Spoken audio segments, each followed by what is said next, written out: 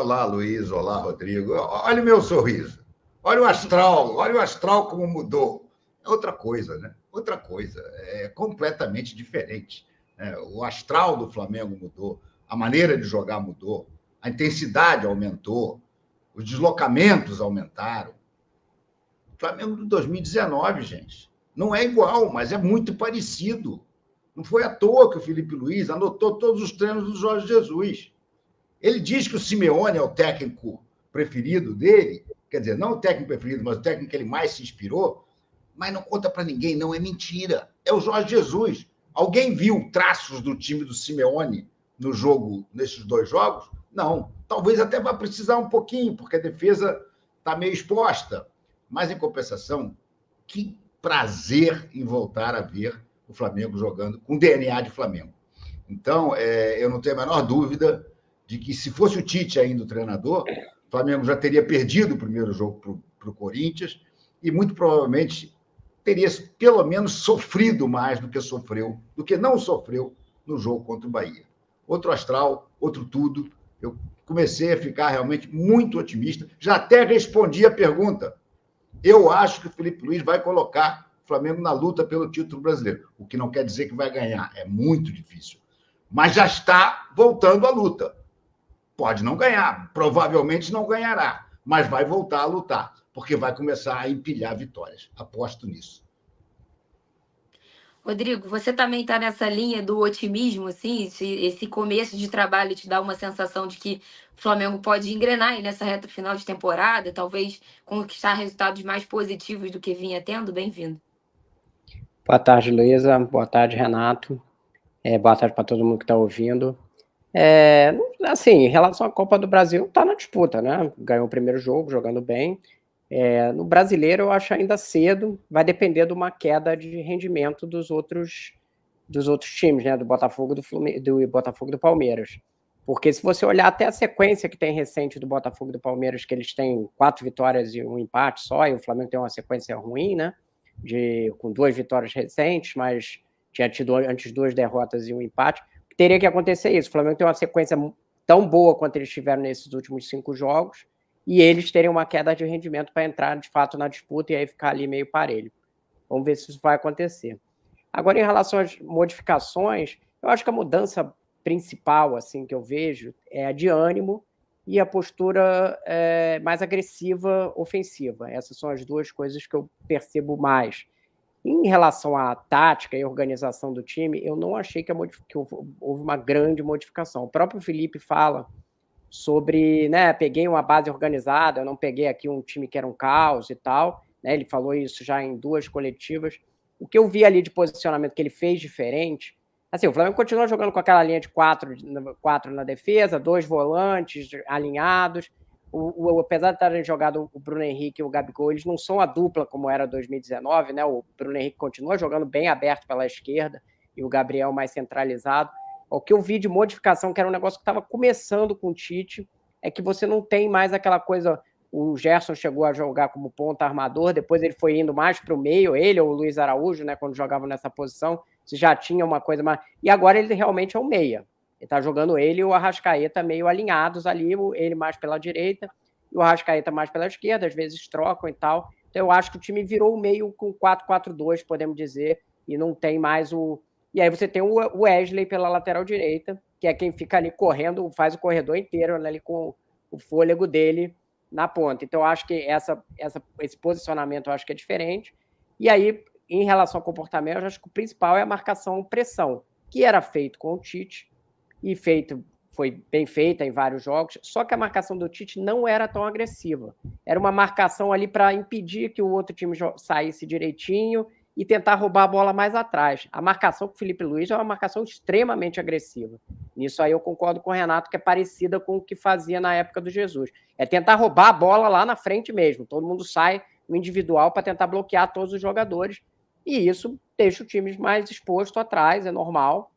O próprio Felipe reconheceu que é uma consequência esperada, né? Você tem uma agressividade muito maior, você rouba a bola muito mais na frente, quando consegue roubar, é mais perigoso quando tem a bola, mas vai ter mais espaço. Próprio jogo contra o Bahia, o Flamengo dominou o jogo inteiro, cedeu ali 2 chances para o Bahia, né? O Tassiano teve uma bola na cara do gol e o acho que foi o Facundo, né? Que no final também teve uma outra chance de cabeça. O que está faltando, que faltava também com o Tite, é fazer os gols, né? Gabriel perdeu um gol na cara, o Gerson também perdeu uma bola ali na entrada da área, que era um chute claro. Para jogar de forma agressiva, assim, eu acho que tem que fazer mais gol, tem que acertar mais as bolas que está conseguindo. E eu estou esquecendo aqui, mas as 2 trocas que ele fez, que foram essenciais e já estavam cantadas aqui por todo mundo, né? O Léo Ortiz na zaga, que não só a saída de bola melhorou muito, mas as interceptações que ele faz permite o time jogar um pouco mais avançado, né? Já jogava avançado, mas ele tem um senso de interceptação melhor, e eu acho que o Wesley também, que eu acho que estava pedindo passagem, e para jogar, inclusive, mais ofensivamente, é um jogador melhor do que o Varela. Então, as coisas que eu vejo de principais modificações é essa: marcação agressiva no ataque, o Gerson um pouquinho mais para o meio, e esses dois esses 2 lateral e o zagueiro, que trouxeram um incremento aí. Só uma coisinha, Luísa. Pode falar. A importância do Léo Ortiz é uma coisa gigantesca. Porque antigamente, o que os adversários faziam?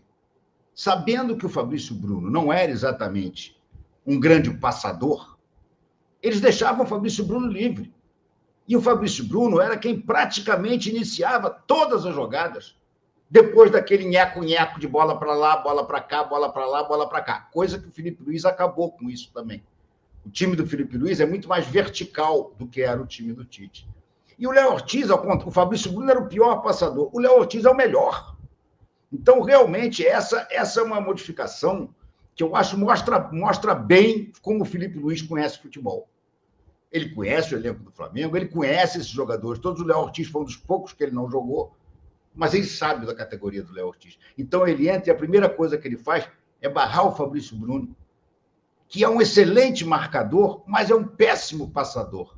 Coisa de quem vê realmente o que é, como é que o jogo se desenvolve e o que ele precisa mais. O Tite, por uma questão de hierarquia, que sempre foi a grande meta, vamos dizer assim, meta não, mas o grande norte do Tite, a hierarquia. Mas você não acha que não era uma questão do Tite não ver, é que ele privilegiava a hierarquia em relação ao que estava sendo demonstrado. Mas é exatamente que era mais isso, né? Não é que ele não estava enxergando isso, mas ele privilegiava a hierarquia, que é um erro dele. Mas era exatamente o que eu ia dizer, exatamente.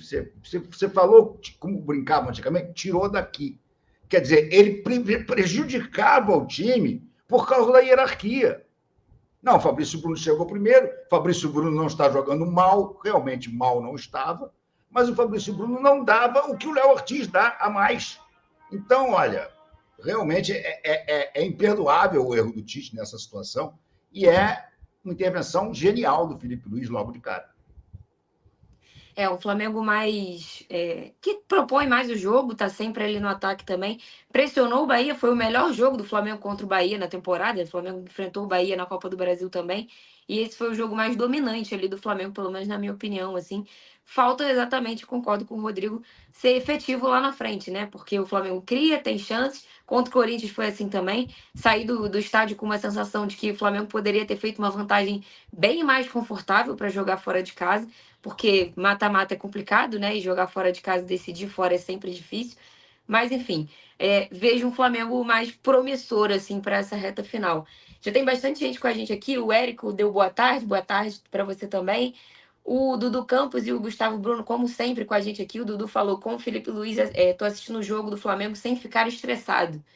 E o Gustavo falou que o Léo Ortiz é um craque. Realmente, o Léo Ortiz é uma das excelentes notícias do Flamengo esse ano. Eu acho que o Gerson, para mim, é o grande destaque da temporada do Flamengo. Fez um jogaço agora contra o Bahia. Mais um, né? Mais um jogo que o Gerson faz muito bem. Agora está na seleção brasileira, mas o Léo Ortiz, para mim, é uma outra coisa muito boa. E demorou, né? Até conseguir o espaço dele. Mas agora acho que vai ser muito difícil tirar o Léo Ortiz desse time do Felipe Luiz. Eu quase estou confundindo aqui. Tite e Felipe Luiz é tão rápida, né? Tão rápida a mudança, tantos jogos já aconteceu, que a cabeça vai ficando maluca. Pode Luiz, falar, Renato. Quer falar? Não, é coisa interessante. Está se repetindo agora na seleção uma coisa que aconteceu quando vocês ainda não eram nem nascidos. Mas eu já era repórter setorista do Flamengo. Flamengo tinha um meio-campo chamado Vitor, muito bom jogador, um russinho, tá? Que era reserva do Andrade. E o Tele não convocava o Andrade, o Tele convocava o Vitor. O que criava, na época, uma certa saia justa, assim, né? Pô, porque ele não convoca o Andrade, ele convoca o Vitor. O Vitor era reserva do Andrade. O Dorival acaba de convocar o Fabrício Bruno, que ele já tinha convocado antes, é verdade, e até tinha ido bem. Mas o titular, hoje em dia, é o Léo Ortiz. É uma situação bastante semelhante.